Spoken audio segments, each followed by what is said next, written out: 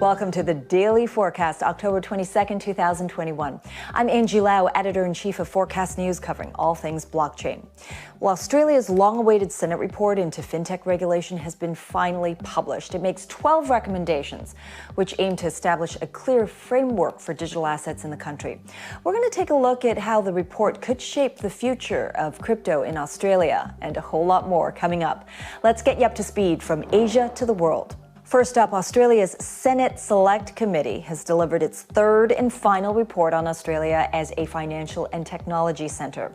The final phase took evidence from the industry, from academics and regulators, to consider the regulation of digital assets in the country and investigated the practice of debanking affecting those in the industry. And you heard those stories right here on Forecast. Well, our Forecast News' Lachlan Keller has been covering this story from the very beginning. He now has details on reaction to the recommendations the committee made from Melbourne, Australia.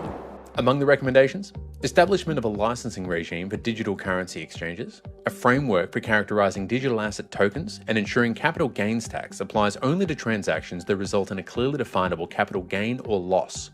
One expert told Forecast News he's encouraged those recommendations aren't too prescriptive. However, what I'm a little bit nervous about, though, is the sense of urgency around a licensing regime and a custody regime for crypto, when we know that there is no fit-for-purpose regime that we can see in the existing regulatory environment for crypto. Miller says the reason the crypto industry has penetrated the Australian market so deeply is because the protection offered by current anti-money laundering and counter-terrorism finance regulation in Australia already creates a safe environment. However, he believes clarity and guidance around specific tokens and DAOs would be helpful. The report also called for review into banking practices after industry participants highlighted issues with their relationships with major Australian banks. Miller says those banks need to play catch-up. What we're seeing overseas is mass adoption. We're seeing every major bank offering crypto to their clients. So, the Australian banking sector here, I think, is missing a trick. Those banks playing catch-up could prove welcome news for players like former Bitcoin trader Alan Flint, whose fight against debanking we have been following. For Forecast News, I'm Lachlan Keller in Melbourne, Australia. Up next, ever walk by a Bitcoin ATM in Hong Kong?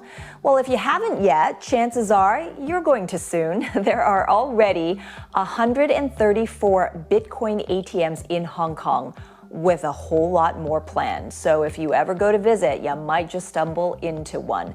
Stationed at some of the busiest places in the city, they offer a convenient portal to the world of cryptocurrencies.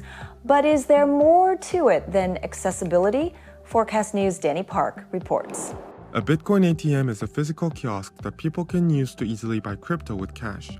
After depositing cash into the machine, the buyer scans a QR code that shoots the crypto into their digital wallet.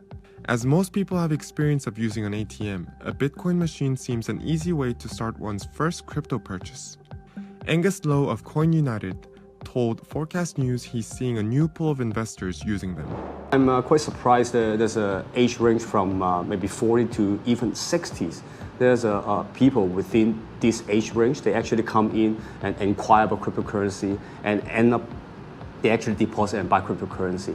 And I'm quite surprised there's quite a lot of open-minded people to accept new technology within this age group. CoinUnited Director Joe Chan says people's curiosity over the Bitcoin ATMs will lead more to try to understand what blockchain really is.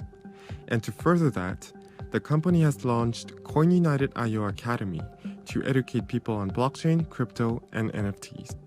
For Forecast News, I'm Danny Park in Hong Kong. And finally today, Ethereum has followed Bitcoin and hit an all-time high. The second largest cryptocurrency by market value briefly touched a new all-time high of $4,361 Thursday night Asia time. That according to data from CoinGecko. And that's just a small increase over its previous all-time high of $4,356, which it hit back in May. However, it didn't stick. We saw a quick pullback with the price dropping 3.7% within an hour. And that's the daily forecast from our vantage point right here in Asia. For more, visit forecast.news. I'm Editor-in-Chief Angie Lau. Until the next time.